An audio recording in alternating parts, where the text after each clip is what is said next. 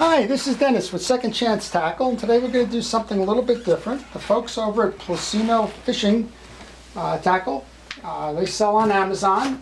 They asked me to put together a review for a fishing rack that they're currently selling. It sells for about $35, and this is going to be just out of the box. I opened up the box just to find out make sure it was the right thing, and I knew that because when I came over to the tag somewhere, it said Plusinno Fishing. So there you go.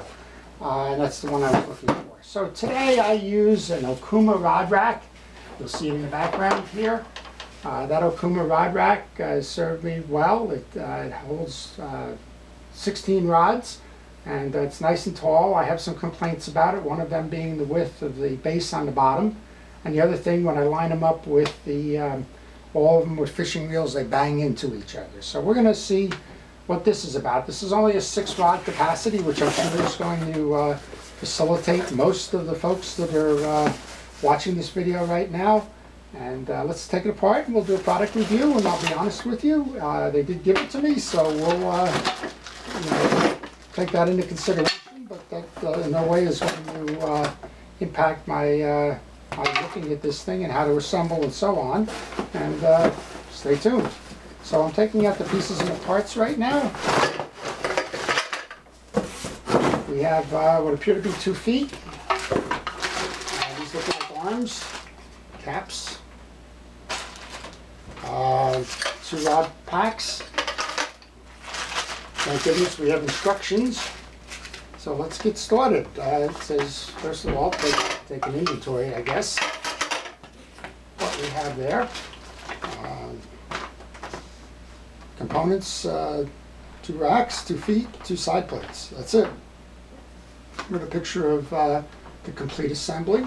The first part says to loosen the screws on the side plates.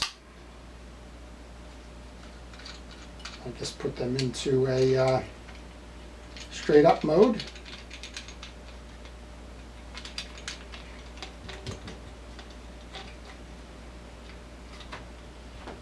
Now they have little holes in the bottom of these. That's going to accept, I'm assuming, some kind of a nut or something.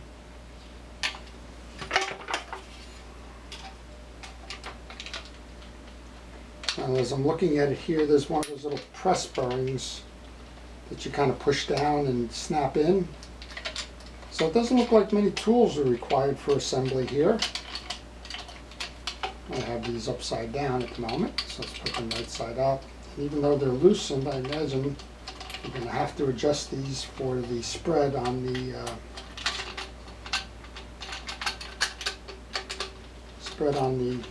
rack there. Okay, so I got them both facing the right way. Step 3 says to put these into the rack. Okay. One side into the rack. The other side into the rack. Okay, that's 3. 4 says to push the metal buttons in and insert the rod holders into the connectors. Now I know I'm going to have trouble with this one already because I have weak hand strength. But let's go ahead and do this. So looking at it, this is the top of the rack with the slots. This is the top of this one, so that should go here. What they're asking me to do is to insert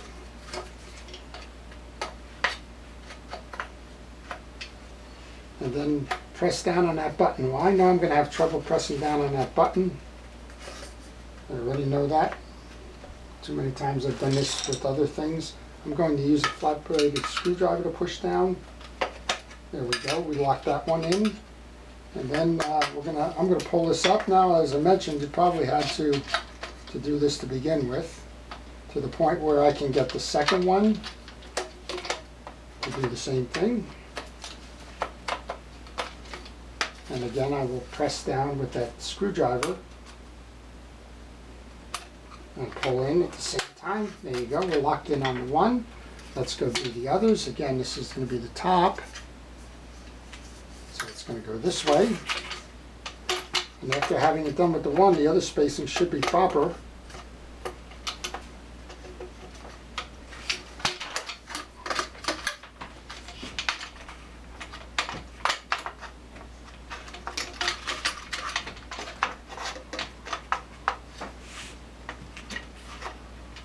A little bit of a balancing act, not terrible.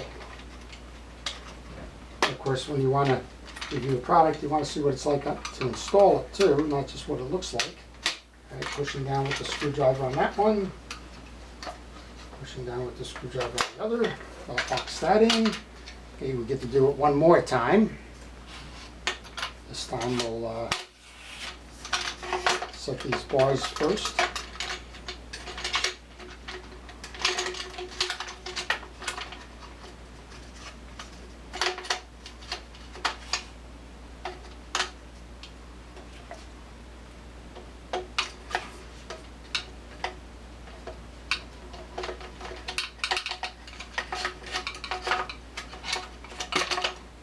So it's a nice rack, it's nice material. This is plastic and aluminum. So I think what we've got here then is something that we can put out in the shed in addition to just keeping maybe in a basement or inside a closet or something. It does appear that it will be all weather, and it looks like it's aluminum and plastic, so it shouldn't weather and it shouldn't rust and rot, so I wouldn't worry about that. Okay, simple enough. We want to just tighten those up, and then we have some caps that go on here.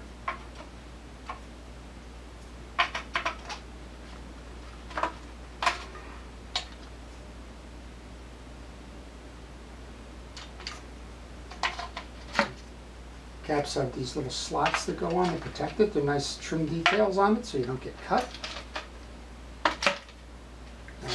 So what we want to do then is just level this up a little bit. And just use the top as a guide. And there you go. It's a lightweight aluminum-based support system. It seems to be very sturdy. It's something that you can leave outside. There are holes here, so I think if you needed to, you could bolt through those holes to put it into a floor or to expand the base. And I like it. It's got the slot here for the reel handles, as opposed to the Okuma, which does not. So you can put the arm of the reel sitting down in there as such, so that it'll keep it nice and straight. And I think for the average angler, the one who's going to be using this with 6 rods, I think this is probably plenty of capacity to make that work. And overall, I think it's a good value for the $35. Okay, so let's wrap this up back where we started then. It seemed to come together easy enough. No tools required for assembly. Nice materials and craftsmanship. 1-year warranty. With the caveat that this is for freshwater fishing poles only. Again, available on Amazon. About $35 plus shipping. I guess if you have Prime, it's free shipping. And I found that everything came together nicely. If you have some difficulty with some hand strength like I do, you may need a little flat-bladed screwdriver or some other assist on those little pivots. But other than that, I think it's a nice product, and I don't think you'll be disappointed with it, either for your own personal use or for a gift. So this is Dennis with Second Chance Tackle. Thank you for watching.